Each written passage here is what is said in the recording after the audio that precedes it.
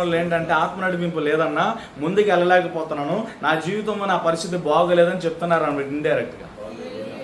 హల్లెలూయా. కాబట్టి దేవుని ఆత్మ కలిగి ఉండటము జ్ఞానవంతుల లక్షణం. దేవుని వాక్య విని దాని ప్రకారం జీవించడం జ్ఞానం కలిగిన వారి లక్షణం. హల్లెలూయా. యేసు ప్రభువుని కలిగి ఉండటమే, క్రీస్తు వాక్యాన్ని నమ్మటమే, ఆయన వాక్యాన్ని ఎరగటమే, ఆయన వాక్యాన్ని విశ్వసించడమే, దాని ప్రకారం జీవించడమే నిత్య జీవము, గొప్ప జ్ఞానము. యేసు క్రీస్తుని మించిన జ్ఞానం ఈ లోకంలో లేదు.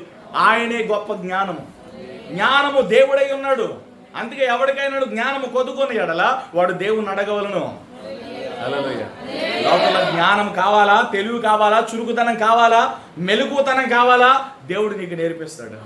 ఈ రోజున పరిశుద్ధాత్మ దేవుడు బీటు రెడీ, ఆయన సిద్ధముగా నెల్లవేళలా సిద్ధంగా ఉన్నాడు. ఆయన నీలోనికి చొరబడి రావడానికి, నీ జీవితంలో ఇన్వాల్వ్ అయ్యి కృంగిని నీ బ్రతుకుని కట్టడానికి, నడిపించడానికి పరిశుద్ధాత్మ దేవుడు ఎప్పుడు సంసిద్ధమే.